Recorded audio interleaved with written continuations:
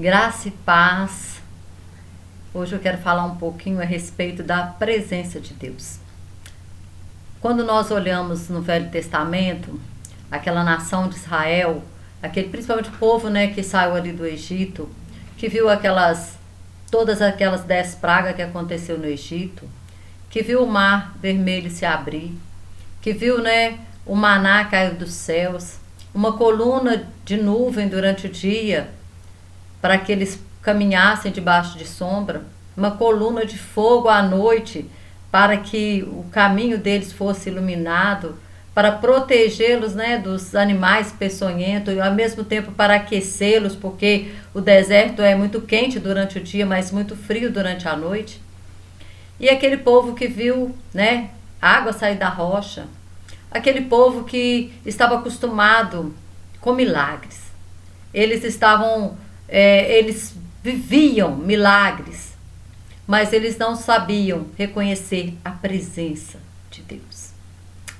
O que acontece? Nós podemos ver isso quando Moisés ele sobe no monte e ele fica ali no monte por um tempo. E aí o povo começa a dizer: olha, esse Moisés morreu. E fala para Arão: faze-nos deuses que nos guiem. Ou seja, eles não entendiam o Deus, eles não reconheciam a presença de Deus no meio deles. Quando Moisés não estava, então a presença de Deus não estava. E o que acontece? E nós vemos isso também acontecer nos dias de Jesus. Nos dias de Jesus o povo viu os milagres, eles queriam os milagres, mas eles não reconheceram a presença do Senhor Jesus.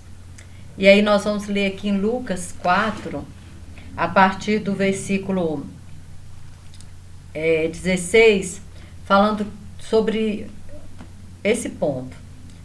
Fala assim: aí Jesus, chegando a Nazaré, onde fora criado, entrou num dia de sábado, segundo o seu costume, na sinagoga, e levantou-se para ler. E foi-lhe dado o livro do profeta Isaías, e quando abriu o livro, achou o lugar em que estava escrito: o Espírito do Senhor é sobre mim, pois que me ungiu para evangelizar os pobres, enviou-me a curar os quebrantados do coração, a pregoar liberdade aos cativos, dar vista ao cego, pôr em liberdade os oprimidos e anunciar o ano aceitável do Senhor. E cerrando o livro, tornou a dá-lo ao ministro e assentou-se. E olhou, e os olhos de todos na sinagoga estavam fitos nele. E então começou a dizer-lhes: hoje se cumpriu as escrituras em vossos ouvidos. E todos lhe davam testemunho e se maravilhavam da palavra de graça que saía da sua boca, e diziam: não é este o filho de José? E Jesus lhes disse: sem dúvida me direis este provérbio: médico, cura-te a ti mesmo. Faze também aqui na tua pátria tudo o que ouvimos que tem feito em Cafarnaum. Ou seja, nós queremos os mesmos milagres que você fez em Cafarnaum. E Jesus disse: em verdade vos digo que nenhum profeta é bem recebido na sua própria pátria. E em verdade vos digo que muitas viúvas existiam em Israel nos dias de Elias, quando o céu se cerrou por 3 anos e 6 meses, de sorte que em toda a terra houve grande fome. E nenhuma delas foi enviada a Elias, senão a Sarepta de Sidom, a uma mulher viúva. E muitos leprosos havia em Israel no tempo do profeta Eliseu, e nenhum deles foi purificado, senão Naamã o Ciro. E todos na sinagoga, ouvindo estas coisas, se encheram de ira. E levantando-se, o expulsaram da cidade, o levaram até o cume do monte, em que a cidade deles estava edificada, para ali o precipitarem. Ele, porém, passando pelo meio deles, retirou-se. O que aconteceu aqui? Jesus ele foi batizado, e aí ele é levado pelo Espírito ao deserto, e ali no deserto ele é tentado durante 40 dias, 40 noites. E quando termina esse período ali de tentação, ele vai para Cafarnaum, e em Cafarnaum ele opera vários milagres. E aí a fama desses milagres, elas chegam lá em Nazaré. E Jesus então vai para essa cidade onde ele cresceu, onde ele tinha o mesmo ofício do pai de ser carpinteiro, onde todos o conheciam.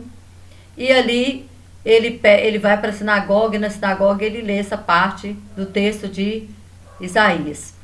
E falando: hoje se cumpriu, o Espírito de Deus está sobre mim. E aí o povo ficou assim: uai, Mas esse não é o José? Esse não é o filho, né, da Maria, do José? Ele não é o carpinteiro? Ah, ele é o Messias? Não, né? Aí ele falou, o próprio Jesus fala assim, né? O que ouvimos ter sido feito, né? Também faz aqui tudo que ouvimos sido feito em Cafarnaum. Ou seja, nós queremos milagre, nós não queremos presença. Nós queremos o milagre, mas nós não queremos você como rei. Nós queremos você como aquele que vai multiplicar pão e peixe, aquele que vai abrir os olhos do cego, aquele que vai fazer o paralítico andar, aquele que vai ressuscitar morto. Mas você, o ungido de Deus, esse aí é o José, esse aí é aquele ali, filho que nós crescemos, carpinteiro, vê lá. Ou seja, a expectativa que Jesus trouxe de reino, a expectativa dos céus, a expectativa da presença de Deus, estava longe da expectativa do povo, porque a expectativa do povo era a terra. Eles queriam o quê? Milagres, eles queriam eles queriam Deus que viesse para livrá-los do jugo romano, para tirar eles de baixo, né? Resolver o problema político, o problema financeiro, para tirar a nação de Israel de uma lógica humana. Então eles queriam um rei humano. Eles não queriam um filho de Deus. Eles queriam alguém que resolvesse os problemas terrenos dele. Então a expectativa de Jesus era uma, a expectativa do povo era outra.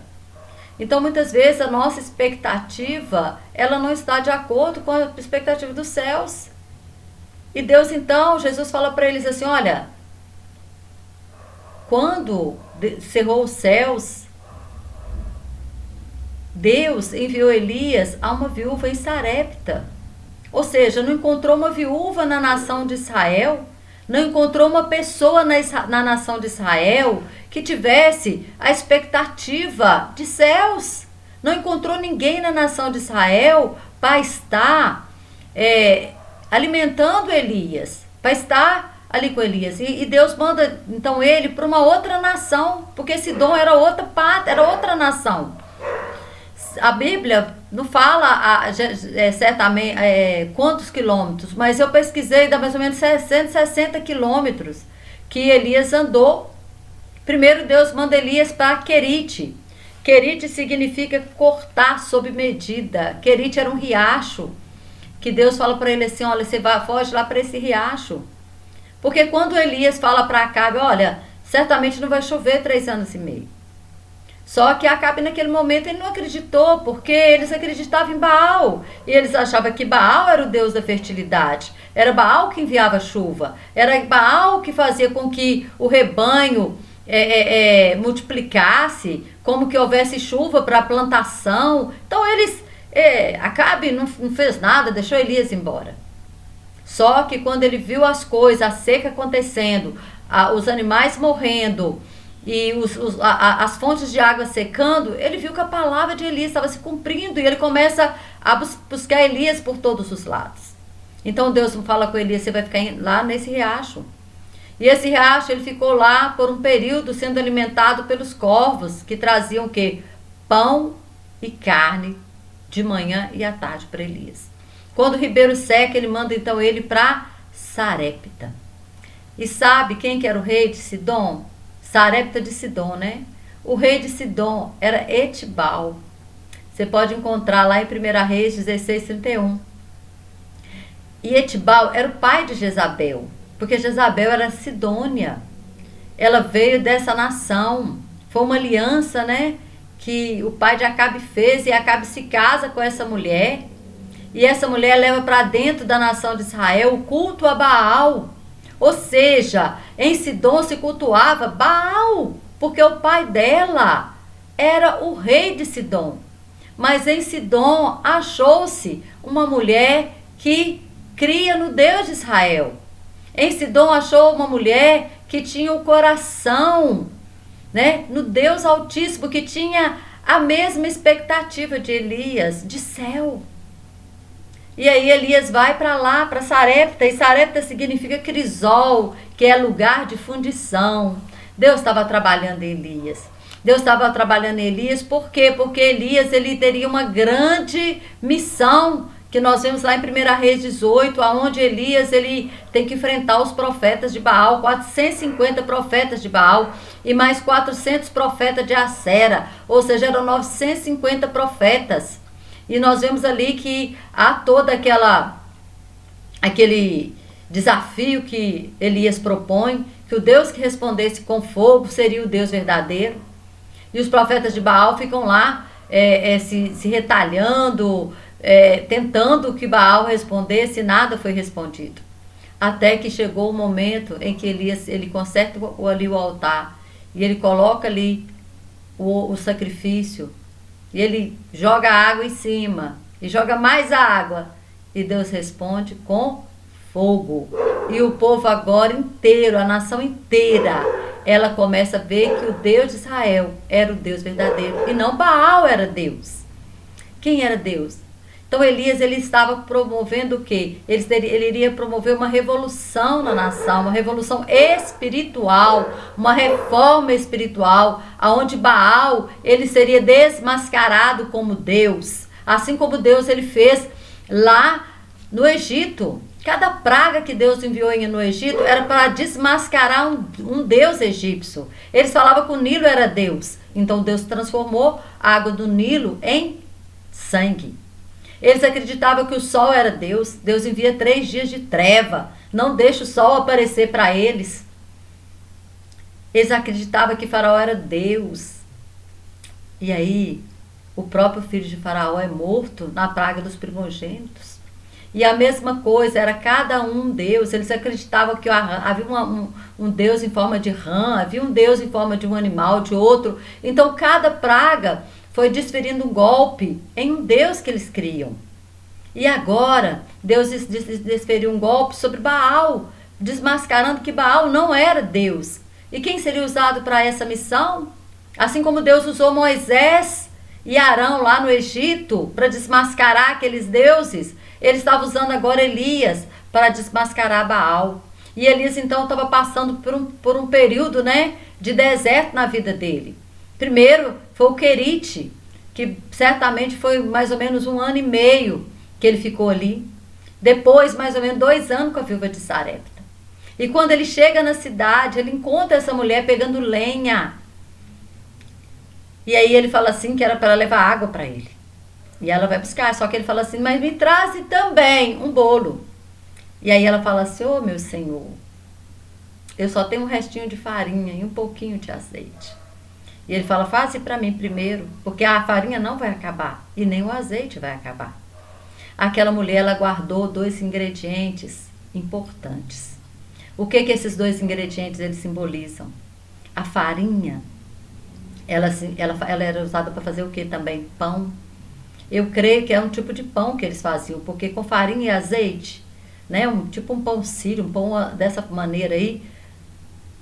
E o pão é o que? O alimento. E o azeite é o Espírito Santo. É a unção do Espírito Santo.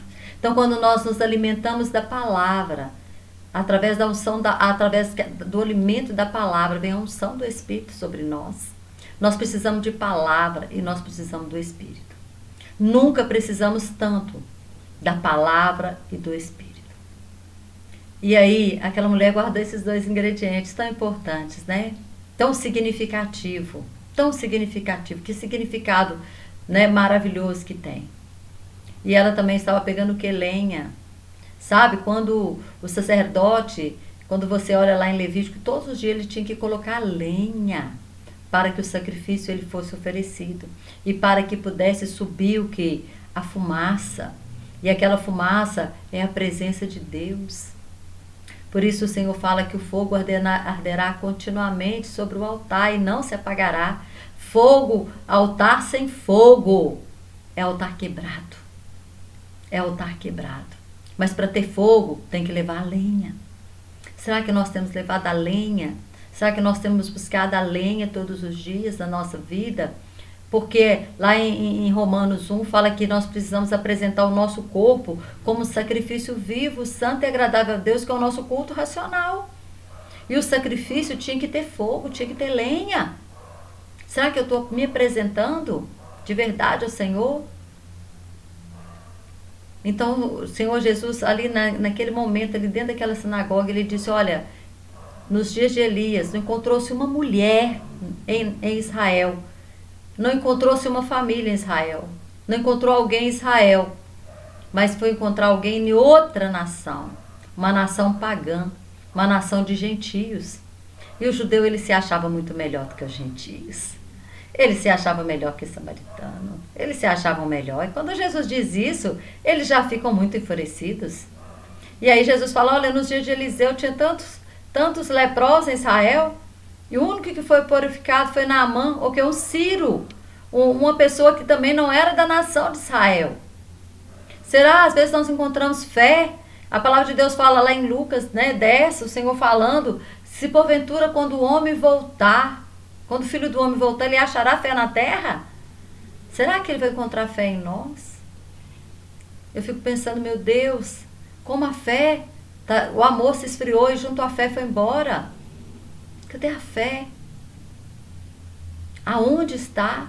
Hoje eu vi um vídeo de um pastor falando que por que o inimigo ele tem vencido as batalhas muitas vezes?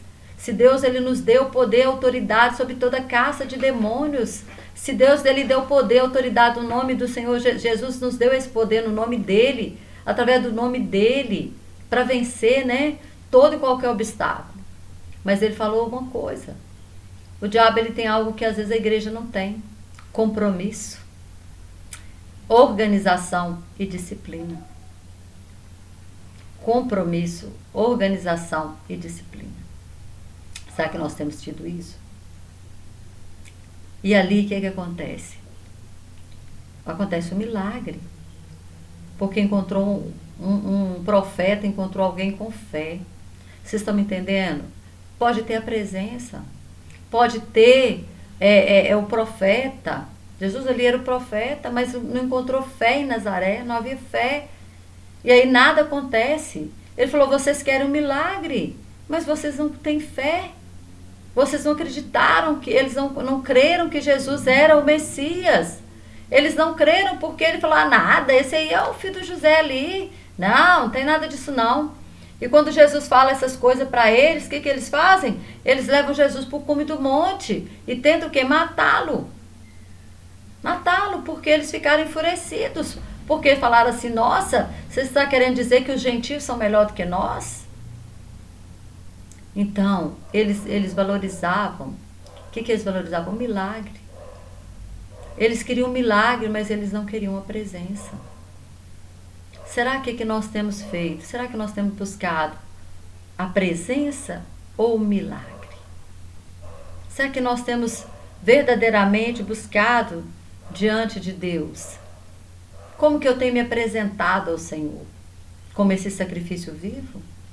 Santo, puro, sem mácula, ao Senhor. É tempo de despertar, igreja. É tempo de despertar. E quando eu falo isso, eu falo, né, no geral. Para mim também. É tempo de despertar. O Senhor nos chama, né, para vivermos um novo tempo. Por quê? Porque o tempo da visitação do Senhor está chegando. Qualquer momento desse, Jesus desce para buscar a sua igreja, né? A igreja que vai se encontrar com ele nas nuvens, no arrebatamento. E como está a nossa vida? E como nós estamos? Será que nós estamos como o povo daquela época que só quer o milagre, mas não quer a presença? Quer o presente, mas não quer a presença? Então que nós possamos fazer essa análise. Essa análise. E o próximo vídeo eu vou falar um pouquinho sobre o que acontece com Elias depois desse grande milagre, dele vencer os profetas de Baal, dele promover essa reforma em Israel. Que Deus te abençoe e que haja esse quebrantamento de espírito, que haja essa presença em nós, que nós possamos ter farinha e azeite, que nós possamos estar nos alimentando do pão e tendo a unção do Espírito Santo como a viúva de Sarepta. Amém? Que Deus continue te abençoando poderosamente em nome de Jesus.